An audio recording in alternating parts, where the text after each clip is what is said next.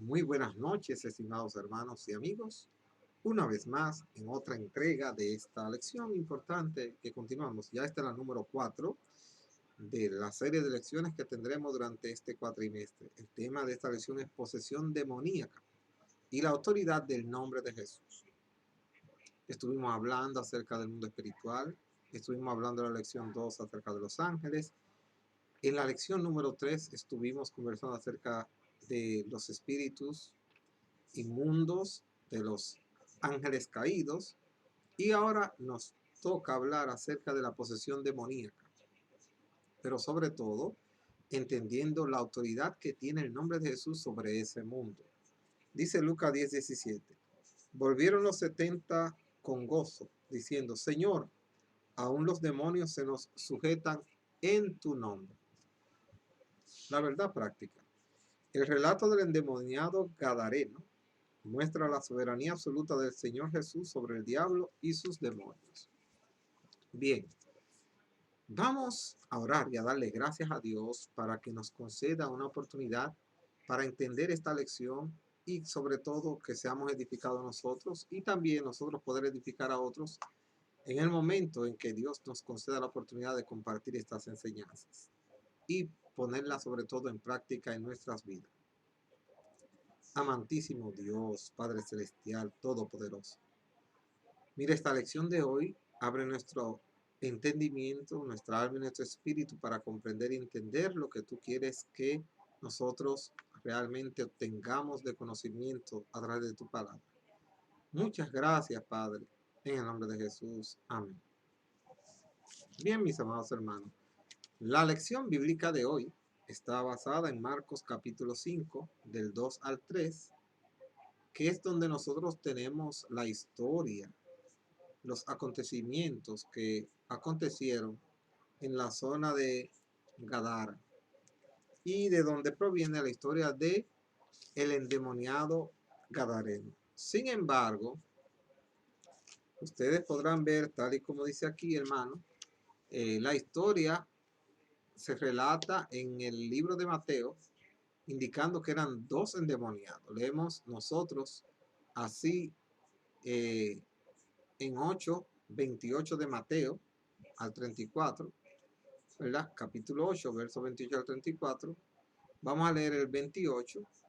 Dice, cuando llegó a la otra orilla, a la tierra de los Gadarenos, vinieron a su encuentro dos endemoniados que salían de los sepulcros. Sin embargo, en Lucas y en Marcos no habla de dos, habla de uno. Muchas personas les gusta encontrar estos tipos de texto para tratar de difamar la palabra de Dios o debilitarla. Pero realmente no son cosas que se oponen entre sí o narran historias diferentes, porque el contexto siempre es el mismo. Puede que hablen de una persona, de dos, o quizás de algún acontecimiento extra que uno menciona, que otro no. Pero normalmente no hay diferencia. Lo que nosotros podemos ver aquí es que la esencia de la historia se mantiene. Ahora, el hecho de que Mateo haya hablado de que habían dos endemoniados no significa que él está hablando mentira. Posiblemente habían dos endemoniados, pero es posible que de esos dos endemoniados hubiera uno que tuviera una actitud realmente diferente, o como los dos tenían la misma actitud y las mismas cualidades, el objetivo de la historia no era engrandecer ese hecho histórico y dar a conocer tantos detalles, sino más bien ellos poder recoger, ¿verdad? La verdad que Dios quiere comunicarnos hoy, que Él tiene poder sobre el mundo espiritual, que los demonios sí son reales, que los demonios son ángeles caídos, porque ya nosotros sabemos que son ángeles, son seres espirituales con poderes, que tienen la capacidad de poseer un cuerpo, pero que ellos no tienen el poder de permanecer ahí si en algún momento se encuentran con un siervo de Dios como tú o una sierva de Dios que ora, que clame, que busca a Dios, porque en ese momento se va a encontrar un guerrero o una guerrera que en el nombre de su capitán, en el nombre de Jesús, los va a poder expulsar. Pues vamos a disfrutar de esta hermosa historia en este momento, hermano. Lo que vemos aquí es que lo que hacían los demonios sobre esos seres humanos a los cuales ellos le habían tomado el control era algo realmente triste. Bendito sea el nombre del Señor para siempre. Hermano, era triste ver cómo ellos llevaron la condición humana. Dice, ¿dónde vivían esas personas? En los sepulcros. Sobre todo si eran judíos. Los judíos detestaban los sepulcros porque los consideraban un lugar no apropiado para vivir. Porque allí estaban los muertos. Y excepto que no fueran familiar, no iban a estar ahí. Los sepulcros de aquella época no son como los sepulcros de hoy. Eso es importante que lo sepamos. Eran una especie hasta como de pequeñas casas. Por eso es que ustedes ven cuando sepultan a Jesús, ellos podían entrar y estar parados, porque eran como unas pequeñas cuevas o casas que se fabricaban. Pues mis hermanos, dice aquí que esta persona vivía allí y que parece que tenían algún tipo de violencia o algún tipo de situación porque lo querían encadenar. Quizás no solo era porque eran malos necesariamente. Ustedes ven, porque estaban desnudos, dice aquí. Vamos a leer todo así rápidamente para luego desglosarlo. Y dice aquí, que tenían su morada en los sepulcros y nadie podía atarle ni aun con cadenas. Estamos leyendo en el libro de Marcos capítulo 5, verso 3, para si alguien quiere buscarlo en la Biblia. Porque muchas veces había sido atado con grillos y cadenas, mas las cadenas habían sido hechas pedazos por él y desmenuzados los grillos y nadie le podía dominar. Y siempre de día y de noche, andando daba voz en los montes y en los sepulcros e hiriéndose con piedras. Entonces, amados hermanos, lo que nosotros podemos ver aquí es un escenario realmente triste para ese ser humano. Había caído bajo el dominio de esos espíritus inmundos y prácticamente vivía allí. Y trataban de atarlo, buscando una manera quizás de controlarlo, buscando una manera de evitar que se hiciera daño a él mismo, porque como vemos aquí, dice que él mismo se hería, que él mismo con piedras se hería. Entonces, tratando de evitar todo ese tipo de escenario, querían realmente controlarlo con cadenas o grillos, pero dice que la fuerza era tal que los rompía. Recuérdense de Salomón, ¿verdad? Que Dios le dio una fuerza sobrenatural. Los espíritus inmundos pueden hacer cosas así mismo, hermano. Lo único que el uso de ellos cuando poseen una vida no es con el mismo propósito que lo hace Dios. Por eso siempre ustedes deben estar totalmente conscientes, hermano, de que sí existen, pero que ellos existen es para tomar el control de las vidas de aquellas personas que no están cubiertas bajo la sangre del Cordero. Recuérdense que eso lo hablamos en las clases anteriores. Los espíritus, los demonios no pueden a un creyente, a un siervo de Dios, hermano, dominarlo y doblegarlo y poseerlo. No, no, no. Pueden doblegar y poseer a aquel que no le sirve a Dios. Eso es bueno que lo tengamos siempre presente y claro.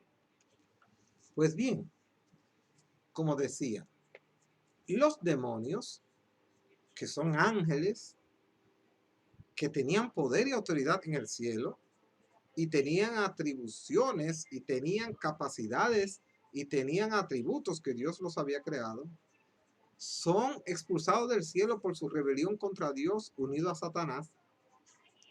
Pero Dios no les quita sus cualidades y poderes, lo que les quita es su derecho a estar en el cielo.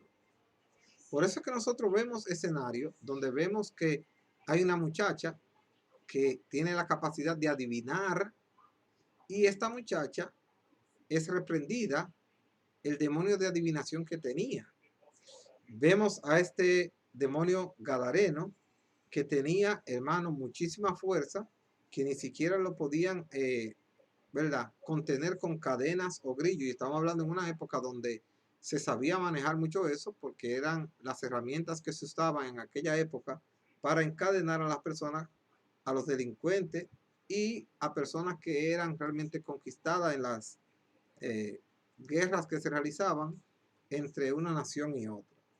Pues hermano, en ese caso lo que queremos decir es que una persona poseída por un demonio puede exhibir una cualidad no normal.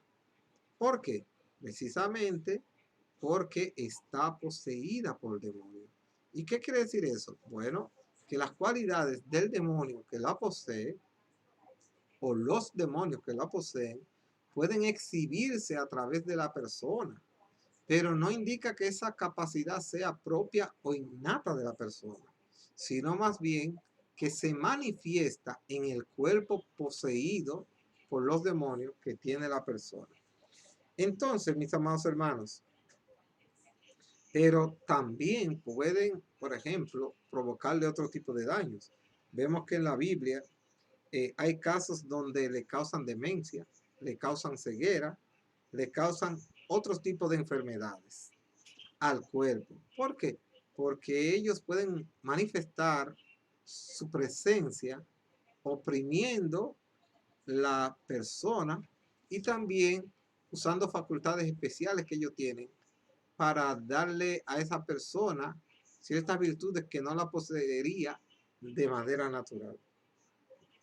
Eso es un cuadro aterrador, hermano. Esta persona no sabemos de qué edad era, ¿verdad? Si antes de ser poseída quizás tenía familia. Son detalles que aquí no se dan. Si era muy joven, si era muy adulto. Pero lo que sabemos es que era un ser humano valioso y que estaba esclavizado por espíritus inmundos. Tenía una posesión demoníaca. Recuérdense que demonio, ¿qué significa? La palabra daemonium del griego significa Dios. O sea, estaba poseído por dioses, es decir, espíritus inmundos, es decir, ángeles caídos, seres espirituales poderosos, no humanos, que tenían el control de la vida de esta persona.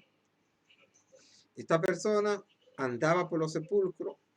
Imagínense cuando la gente iba a visitar su ser querido, con el temor de encontrarse con esta persona que se había corrido la fama de sus acciones. Y si usted ve a una gente que es capaz de él mismo herirse y con una piedra, por ejemplo, cortarse y caerse él mismo dándose con una piedra, por ejemplo, en la cabeza, usted piensa, pero ¿y si en vez de pegarse la piedra a él, se le ocurre pegármela a mí?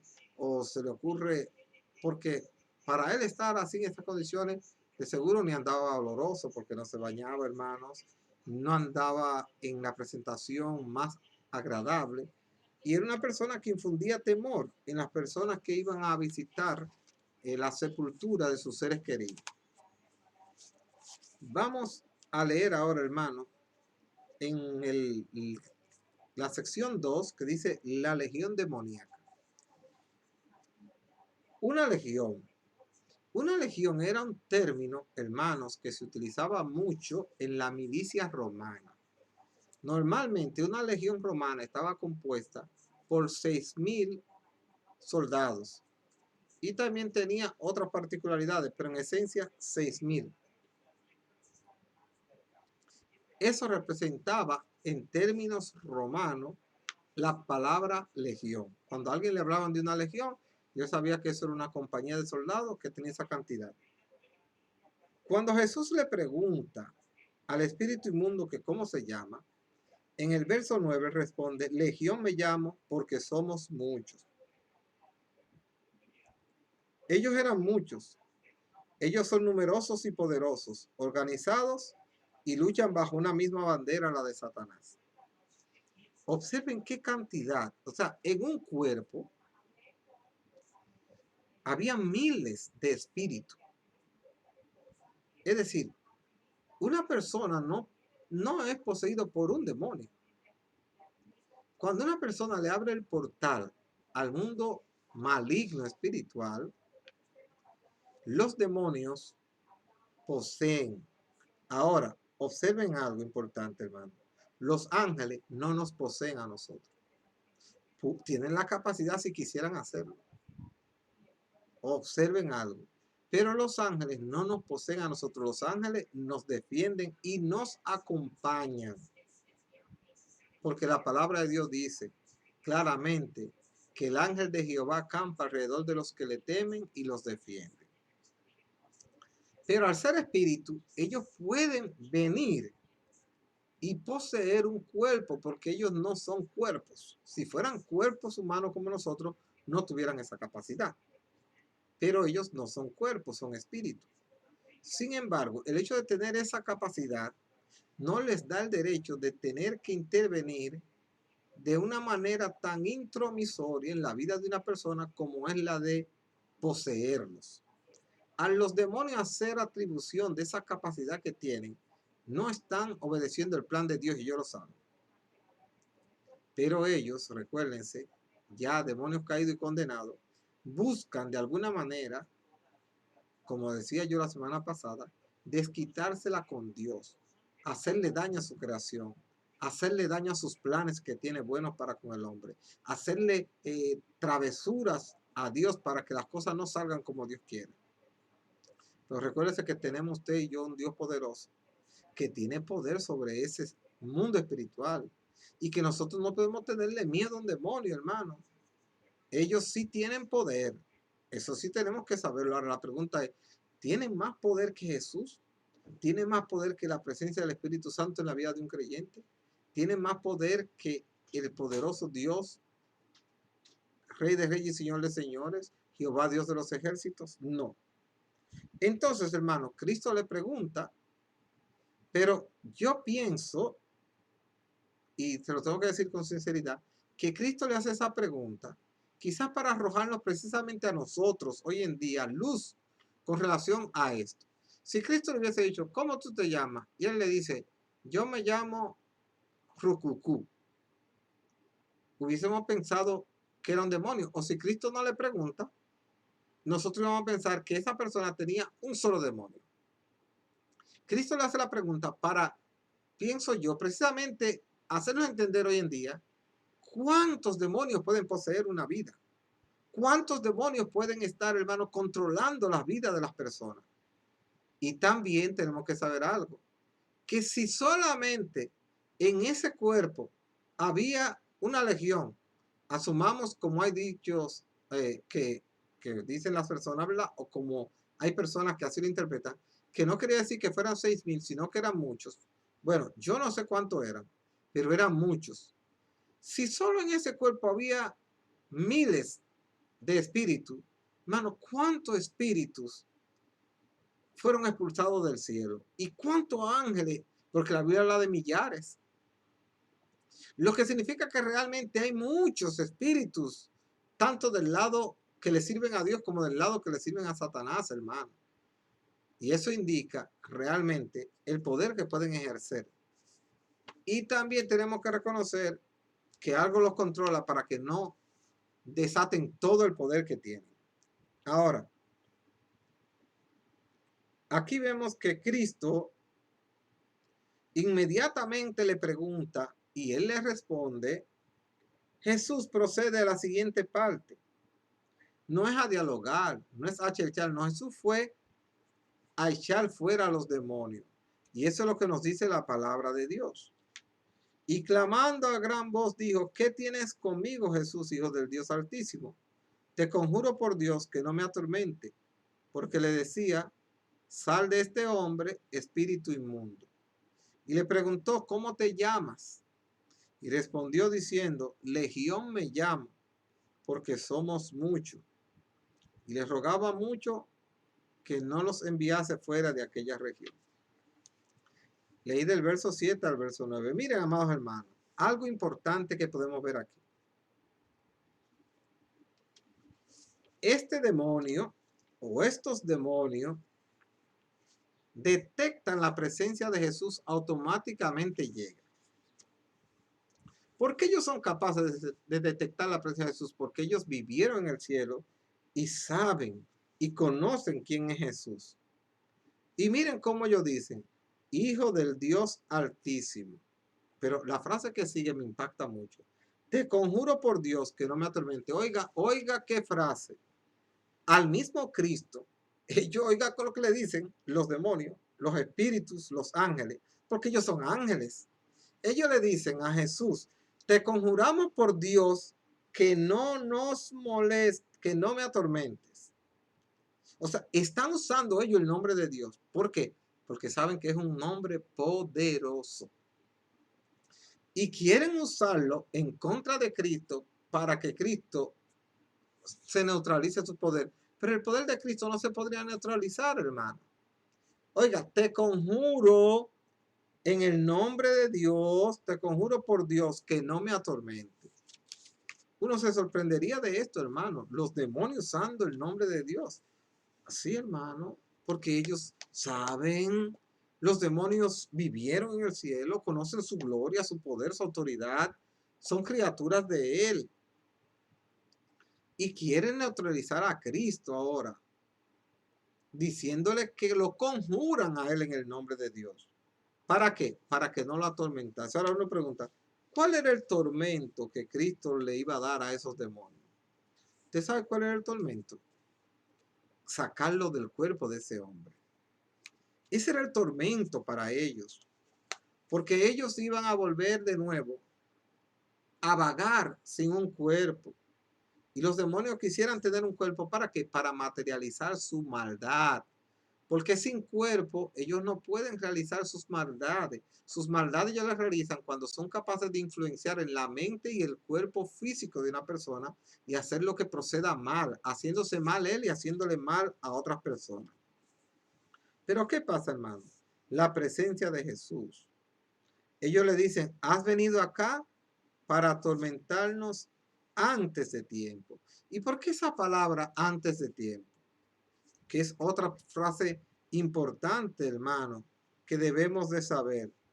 Bueno, hermanos, ellos le dijeron a Jesús que él lo había venido a atormentar antes de tiempo, porque ellos saben que hay un tiempo en que ellos deben de sufrir la condenación y estar bajo el control total de lo que Dios diga, que es el tiempo final. Pero Cristo se le aparece a ellos en una época que todavía se supone que ellos no deben de tener ese tipo de interferencia. Y le dicen, es que tú viniste, tú te adelantaste, todavía no nos toca a nosotros que ustedes nos encierren en el infierno. Fíjense que ellos están temerosos de qué va a hacer Jesús. Porque fíjense lo que dice Cristo, mis amados hermanos. Y vamos a ver qué interesante se pone esto. Bendito sea el nombre del Señor. Lo que aquí nos muestra, hermano, es que la presencia de Jesús es un tormento para el reino de las tinieblas y también que este encuentro sirvió como anuncio anticipativo de la condenación final del diablo y sus ángeles. Miren, amados hermanos, Jesús lo va a enviar al abismo. Y le dicen, espérate, dame un chance que todavía no nos toca. Tú sabes que eso es para el final de los tiempos, eso es lo que pasa. Por eso es que yo le dicen, no te adelantes, no nos atormentes antes de tiempo, porque que nosotros sepamos todavía no es la fecha, todavía no es el momento de esos acontecimientos, porque ellos saben que eso va a ocurrir. Usted y yo le estamos leyendo la Biblia, pero ellos no es que le están leyendo la Biblia, es que ellos conocen un dictamen de una serie de cosas que ellos están condenados por su rebelión contra Dios. Entonces los demonios saben quién es Jesús. El espíritu inmundo, los ángeles caídos, esos espíritus expulsados del cielo saben quién es Jesús, hermano. Por eso yo le dice, ¿qué tienes con nosotros, Jesús Nazareno? ¿Has venido para destruirnos? Sé quién eres, el Santo de Dios. Eso lo dice en Marcos capítulo 1, 24. Oiga lo que le dice, ¿has venido para destruirnos? Ellos saben que Cristo tiene la autoridad de neutralizarlo 100%, hermano. Pero Dios decide cómo actuar en todos los escenarios. Y ellos le dicen, nosotros sabemos quién tú eres. Claro que ellos sabían quién era Él. Ellos habían estado en el cielo con Él. Habían compartido en el cielo con Él. Conocían la autoridad de Jesús, hermano. Pero los demonios, la palabra de Dios dice que los demonios creen y tiemblan. Los demonios saben que hay un tiempo determinado para el juicio divino sobre las huestes infernales y temen por eso. Cuando Cristo se le aparece allí, entonces, hermano, y le dice que lo iba a mandar al abismo, ellos se adelantan y dicen, pero espérate, dan un chance. Oiga, hasta los demonios, oiga qué cosa tan grande. Piden misericordia. Y que Dios se la conceda. Bueno, hermano, en verdad, nuestro Dios tiene una característica muy especial. Muy especiales que debemos tomarlo en cuenta, de verdad. Los demonios no son nada delante del Señor Jesús, hermano. Nada. Marco parece mostrar a Satanás y sus demonios como cargas y no como seres todopoderosos delante de Jesús. El enemigo de nuestra alma no puede hacer lo que quiere. Los demonios hicieron estos pedidos porque no podían resistir el poder de Jesús. Ellos no le están dando orden. Ellos le están pidiendo cacao, como decimos los dominicanos. Ellos le están pidiendo un chance, le están pidiendo una oportunidad, le están pidiendo una excepción. La liberación del oprimido. Pero Cristo sabe que debe liberar a ese hombre. Porque el deseo de Dios es romper las cadenas que te atan a ti, que me atan a mí, o que atan a nuestra familia, o que atan a cualquier ser. Ahora, si tú y yo le servimos a Dios, óyeme bien, si alguien te ha dicho que tú tienes un demonio, reprende eso. Y hazle saber que es imposible. No puede un reino estar dividido. Recuérdate que Cristo lo dijo, no puede el Espíritu Santo y los demonios habitar un mismo ser. Eso no puede ocurrir. La extraordinaria liberación del Gadareno enseguida llamó la atención del pueblo. Jesús lo libertó. Le da la oportunidad a ese hombre de ser libertado. Pero ¿qué sucede? Las cosas no se quedan allí. Los demonios, cuando ya saben que inminentemente Jesús los va a reprender, dice aquí, el verso 10, estamos en Marcos capítulo 5. Y le rogaba mucho que no los enviase fuera de aquella región. Le rogaba mucho, o sea, ellos hablaron con Cristo muchas veces. Le pidieron de diferentes maneras. Estaba allí, cerca del monte, un gran hato de cerdos paciendo. Y le rogaron todos los demonios, le rogaron diciendo, envíanos a los cerdos para que entremos en ellos. Y luego Jesús les dio permiso. ¿Qué fue lo que le dio? Permiso. O sea, ya habían entrado en un escenario donde ellos no podían hacer lo que quisieran. Ya habían entrado en un orden de autoridad donde Cristo era el que le iba a decir lo que iba a suceder exactamente y cómo tenía que suceder. Miren, hermanos, a veces un acontecimiento aislado de la Biblia se quiere convertir como en una costumbre, como dice el material. Fíjese que en el único de los encuentros entre personas de la Biblia y los demonios que se le pregunta el nombre es aquí. Y él no da nombre. Él le dice que son muchos. Por eso le habla de legiones. Hay mucha gente que le gusta estarle preguntando a los demonios, ¿cómo te llamas? ¿Cómo te llamas? Pero no es que es una práctica bíblica. Pablo no le preguntó a la muchacha que estaba, que adivinaba cómo ella se llamaba. Ni tampoco Jesús en otras ocasiones le pregunta cómo se llaman los demonios. Donde único Jesús hace esa pregunta es aquí. Y nosotros queremos tomar eso como que es una regla. Y vuelvo yo a decirle a su maestro, Abdiel, que es posible que no sea la mejor respuesta del mundo, que para mí Jesús hizo la pregunta para hacerlo entender a nosotros, ¿cuántos demonios estaban poseyendo un solo cuerpo? ¿Cuántos miles de demonios pueden poseer un solo cuerpo? Para hacernos entender bien claro eso. Y luego Jesús, ¿qué hizo? Les dio permiso. Y saliendo aquellos espíritus inmundos, entraron en los cerdos, los cuales eran como 2000. O sea, los cerdos eran como 2000, no que eran 2000 demonios, porque hay gente que predican que legión significa 2000. No, legión es 6000, pero solamente habían 2000 cerdos, o como 2000, es decir, podría ser un número mayor o menor, pero aproximado, ¿verdad?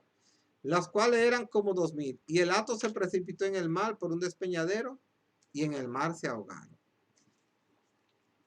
Realmente a los demonios no les interesa estar en animales. No, hermanos, no les interesa. Ellos pueden ir donde un animal y poseerlo porque tienen la capacidad, porque son espíritus. Ahora, mis amados hermanos, ¿qué pasa? Cuando los demonios van y se entran en esos cerdos, los cerdos no eran animales que los judíos criaban. ¿Por qué habían tantos cerdos en aquella región? Porque uno diría, pero es que los judíos no criaban cerdos. No, mire, lo que pasa es que Gadara era una ciudad que estaba ubicado a 8 kilómetros del lago de Genezaret. Actualmente eso es en la actual Geras, en Jordania. Yo sé que usted ha escuchado Cisjordania, Jordania, que son términos más contemporáneos, más modernos de esos lugares, como se llaman. Entonces, eso era una zona muy comercial y estaba compuesto como por la mitad no eran judíos, eran personas gentiles, como ya le van a decir, personas que no eran judías. Posiblemente y de seguro sean uno o varias personas, tenían esa crianza de cerdos. Cuando Cristo manda a los demonios y les permite entrar a esos cerdos, entran a los cerdos se van, ¿verdad? Y se derrican con todo y se mueren. Pero pensemos, si eran 2000 cerdos, ¿quién alimentaba a esos cerdos? ¿Quién le llevaba comida a esos cerdos? ¿Quiénes cuidaban a esos cerdos? Es posible que esa fuera una actividad muy importante de aquella época y en esa zona. Cuando ven que Jesús hace eso, automáticamente Jesús está afectando la parte económica, mis hermanos. Es como ahora mismo que se convierta la mayoría de la gente y que la gente no beba, ni la gente vaya a discoteca, ni la gente use droga, ni la gente vaya a esos colmadones. Cuando la vida espiritual cambia de la gente, afecta a las economías. Porque lo que antes producía, ya no va a producir, porque ya no hay quien los consuma.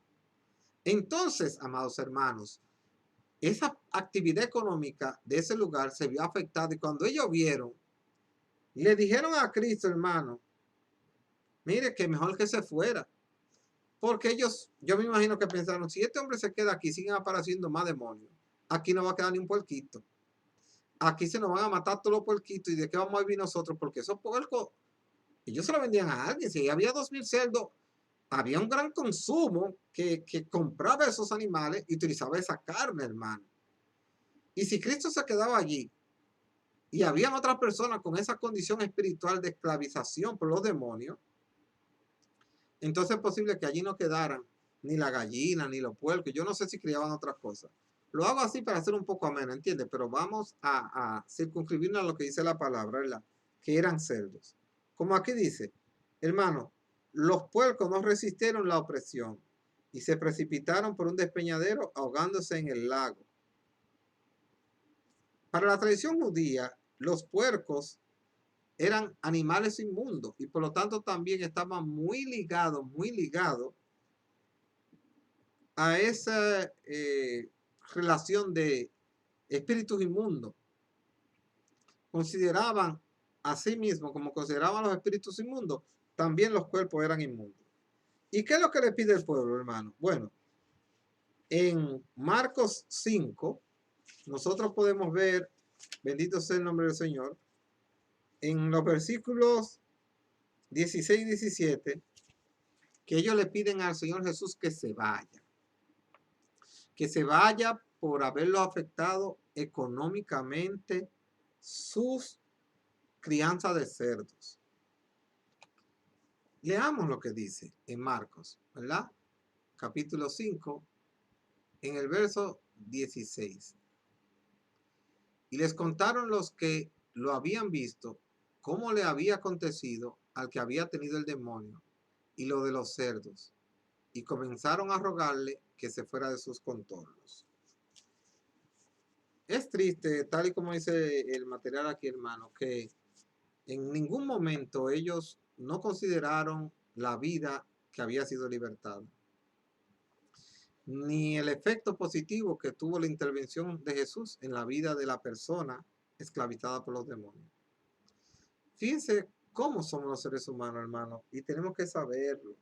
Y uno a veces se quiere engañar y no quiere que la gente actúe de cierta forma. o de X manera. Y uno dice, pero ¿cómo es posible que la gente son tan interesada? Hermano, la gente siempre han sido interesada. La gente siempre han valorado mucho las cosas económicas y materiales.